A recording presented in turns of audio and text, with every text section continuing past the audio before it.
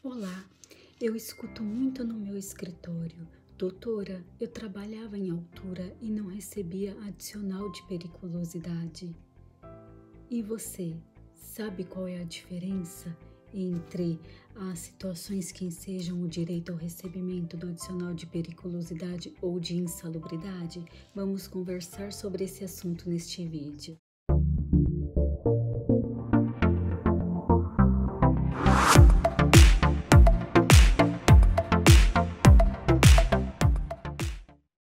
A periculosidade tem sua previsão legal nos artigos 193 a 196 da CLT e também na NR 16 do Ministério do Trabalho e Emprego.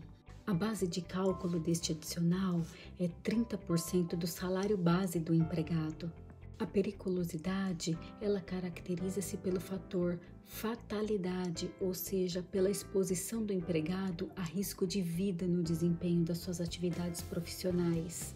Como exemplo, podemos citar o uso de explosivos, inflamáveis, empregados que exercem atividade de segurança patrimonial e pessoal, que ficam constantemente no desempenho das suas atividades expostos a roubos, a algum tipo de violência.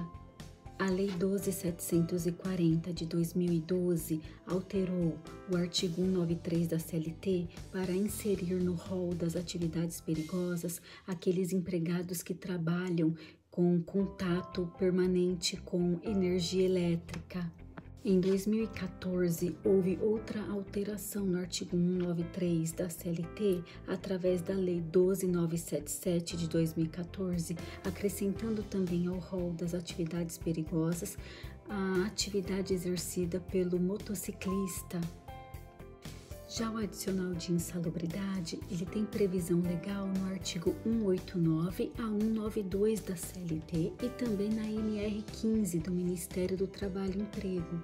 A base de cálculo dele é diferenciada do adicional de periculosidade. Enquanto o adicional de periculosidade é calculado num percentual de 30% da remuneração base do empregado, já a insalubridade, ela é calculada de acordo com o grau.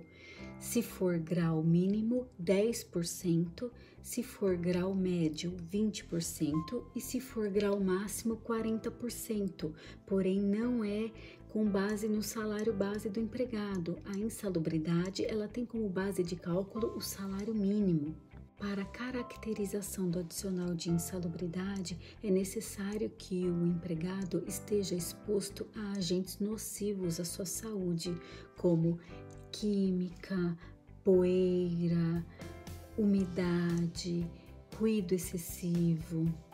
Verifica-se então que o empregado fica exposto a situações nocivas à saúde, ou seja, situações que podem demandar o acometimento de alguma moléstia, de alguma doença, de alguma enfermidade, diferentemente do adicional de periculosidade, onde é colocado em risco a vida. Para verificar se o empregado exerce suas atividades realmente em condição de insalubridade ou periculosidade, é primordial a realização de uma perícia por uma autoridade competente in loco, exatamente no local onde realmente o empregado exerce suas atividades, constatando o labor em condições de insalubridade ou periculosidade, fará jus ao percebimento do respectivo adicional. Há também a possibilidade do empregado trabalhar sim em condições de insalubridade e periculosidade e não receber o adicional. Quando isso ocorre? Quando a empresa fornece todos os equipamentos de proteção individual, com o controle correto do Inmetro, dentro do prazo de validade e que tenha as condições necessárias de elidir o agente causador da insalubridade ou da periculosidade. Neste sentido, a empresa fica isenta do pagamento, uma vez que os equipamentos de proteção individual, bem utilizados e fiscalizados pela empresa, amenizam ou até elidem aquele agente agressor à saúde ou à integridade física do funcionário. Nessa situação, vai caber ao empregador fiscalizar atentamente o uso dos equipamentos de proteção individual pelos funcionários e também adotar todas as medidas cabíveis para elidir ou amenizar aquele agente insalubre ou periculoso, sob pena de pagar o respectivo adicional. Uma dúvida muito corriqueira entre os empregados é porque não é raro, às vezes, o mesmo funcionário estar sujeito a condições de insalubridade e periculosidade de forma acumulativa, estar exposto a agentes periculosos e insalubres dentro do mesmo ambiente de trabalho. Numa situação dessa, poderia receber os 2 adicionais de forma acumulada? Não pode receber de forma acumulada.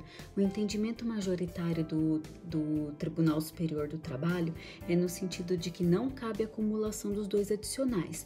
Então, o Tribunal Superior do Trabalho adotou um entendimento majoritário no seguinte sentido, que numa situação em que o empregado fica sujeito a condições de insalubridade e periculosidade de forma acumulativa, pela impossibilidade de recebimento dos 2 adicionais de forma acumulada, ele pode optar a receber o de maior valor.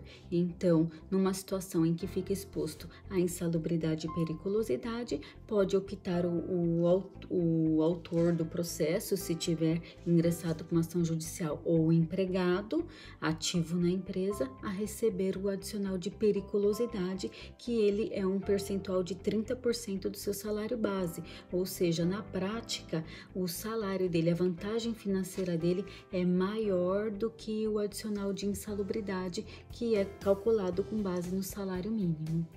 Espero ter contribuído em esclarecer as peculiaridades de cada adicional para que torne mais simples distinguir as situações a que dá direito a um ou outro. Qualquer dúvida, procure um advogado trabalhista de sua confiança. Obrigada.